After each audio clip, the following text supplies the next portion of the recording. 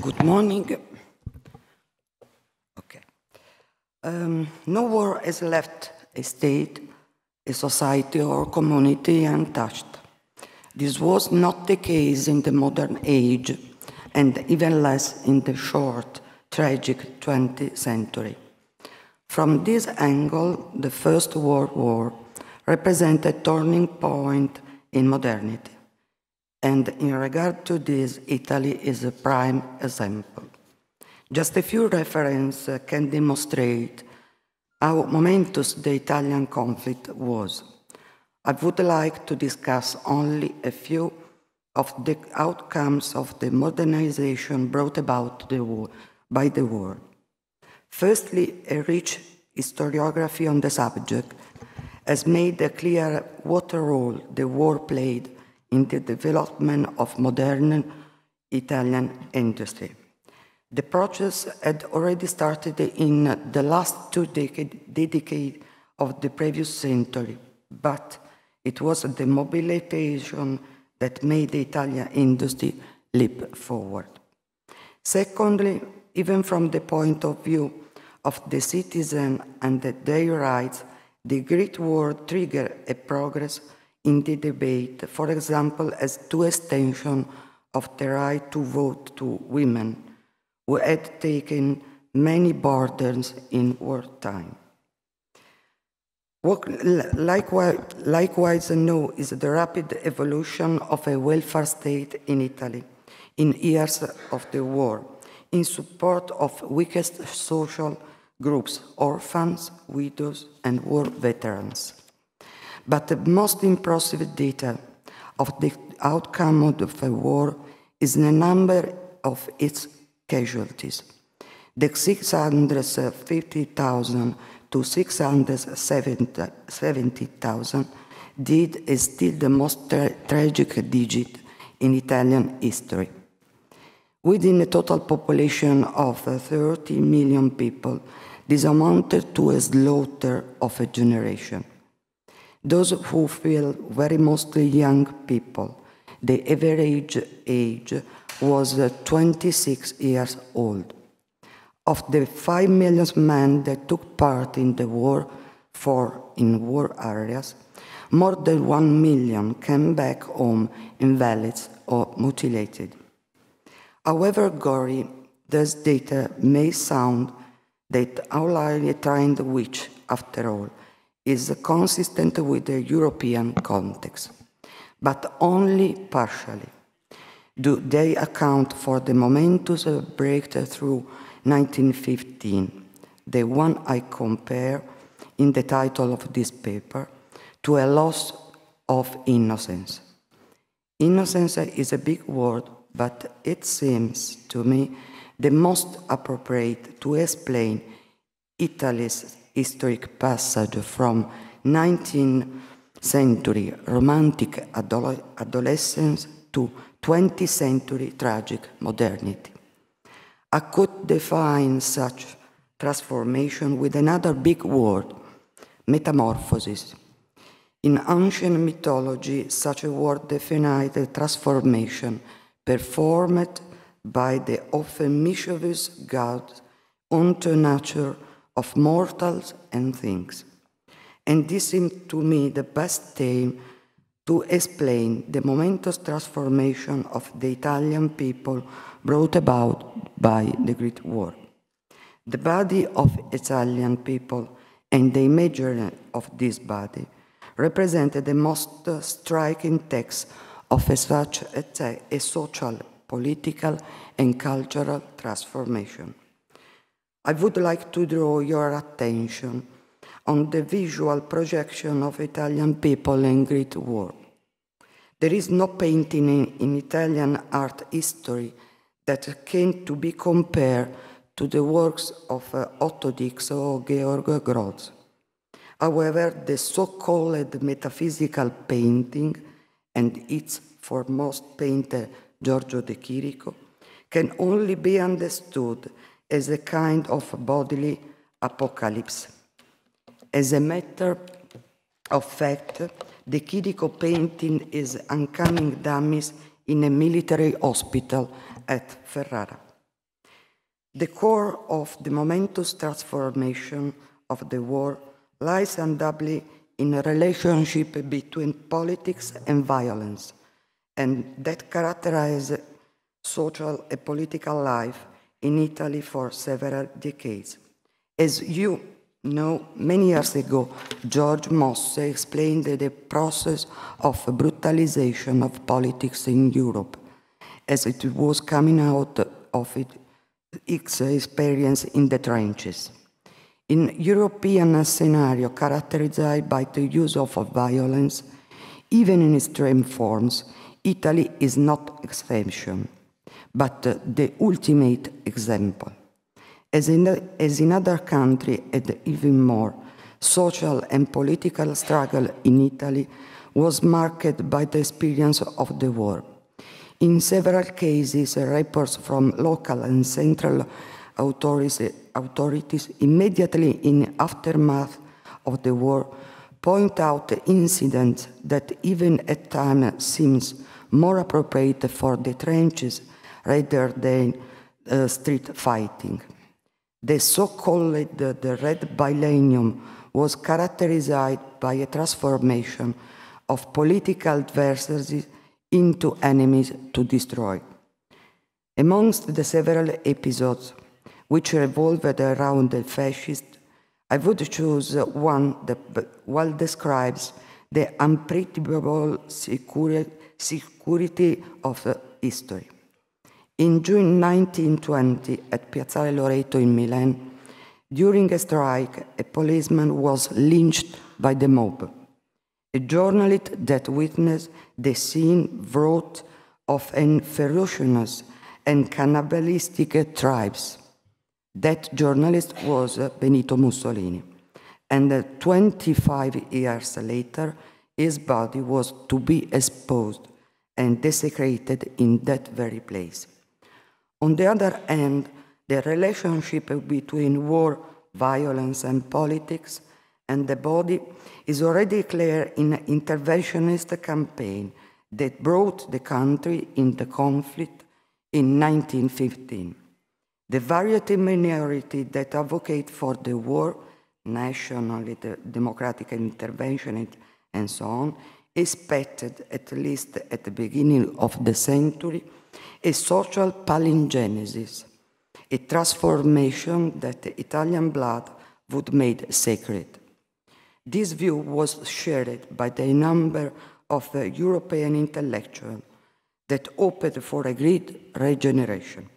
But for the Italian interventionists, there was something more, something different. The starting point was the idea that political union brought about the Risorgimento had not been baptized with the sacred blood of the Italian people. The sacrifice of a minority of patriots and the favorable state of international relationship had made the national unit possible, even without the seal of the bloodbath. Since the Risorgimento, the Italian people had constructed iconography centered on symbols of adolescence.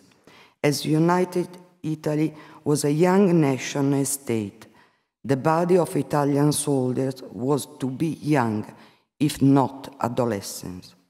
In Italian painting, the female bodies stand more than ever for the nation. Francesco Hayek's The Meditation. Or, for example, this one, Gerolamo Induno, said Presentimente. See the details in the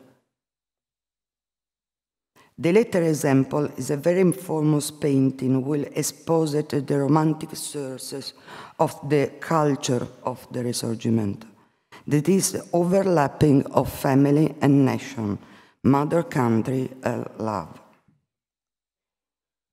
This image stood for a long time as the ultimate icon of romantic love and nationalism. But of the woman's body stand for biological eternity of a nation the body of the soldier as a young man, an adolescent, or even a child represent the new Italian. A naive body, a body too educated and moved, as in the famous painting by Gioacchino Toma, People, Sons, and Little Patriot. A people, the Italians, that had to be moved, just like Geppetto carves the wood to create his puppet Pinocchio. This is the weakest and the most effective allegory of a post-unit Italy.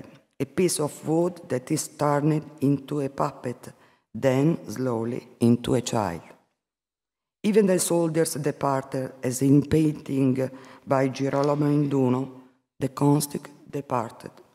He based it on the analogy between youth and Italians. His humble soldier's uniform is an allusion to a paternal care of the state towards its conscripts. The man's gesture, on the other hand, seems to suggest the recognition of one who knows he will have to serve the community. Of course, the family is the strongest foundation, as once again Girolamo Induno shows in his letter for the butterfly. In this painting, too, the details are an exaltation of patriotic symbolism. The painting is divided into a female part on the left and a male part on the right. Seeing the little bust of Garibaldi and portrait of the king, Vittorio Emanuele. Only the Garibaldini soldiers are granted a bolder, more male representation. The bodily wounds are the lay stigmata of the Italian nation that from Garibaldi's violet body are passed on this man like a seal. The colonial adventure in Libya tarnished the image of Italian innocence only partially. The main element of novelty is the visualization of the Italian violence on the exotic enemy. In popular imagery, the Italians are depicted like people hunting for Venetian in a faraway, unknown land where everything is allowed. In a country whose citizens were still mostly peasant, a metaphor of hunting was the only one that could give meaning to the horror of the war. The brutalization of the image of the Italian soldier was well perceived by the socialist cartoonist Giuseppe Scalarini, who drew the African continent like a gigantic skull. But for the most of the Great War, the prevailing image of Italian was the childish one of Risorgimento.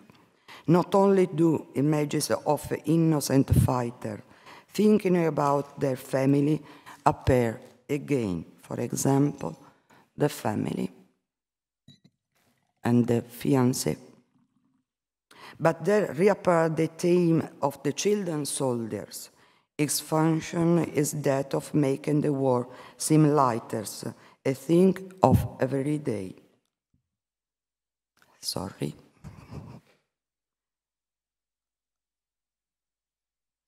Mass deed is not overtly shown in war iconography, but alluded to, as in the postcard Luciano Mosan. Here the soldier is literally departed. His body is absent. Only his uniform is there, and red flowers replace his blood stains. Such oblique messages became insufficient with the passing of months and years. The experience of the war slowly transformed that childish youth into a vigorous soldier, again by Luciano Mozan. It's but one more replica of the most famous American poster, a demonstration of the fact that there is nothing more international than national and nationalistic models. But the turning point is, of course, the defeat at Caporetto. The occupation of a national territory transformed the character and the objectives of the conflict. The war became, in effect, one of defense, resistance against the invaders. This fact accounts for even closer relationship between national territory and bodily allegory. Long before Gabriele D'Annunzio spoke of a mutilated victory, the violation of the body had become the fail seal of Risorgimento. The unspeakable is now exposed: wounds, pain, mutilation. The soldier body has suddenly become the projection of a national body, marked and made adult by the experience of the war. As a war doctor wrote, full of life and heat, but a few weeks ago, the soldiers have become pale, meager, old, unrecognizable. War always to be prized, as small amongst its uncountable and measurable good effects, also that of making people incredibly old. Thank you very much.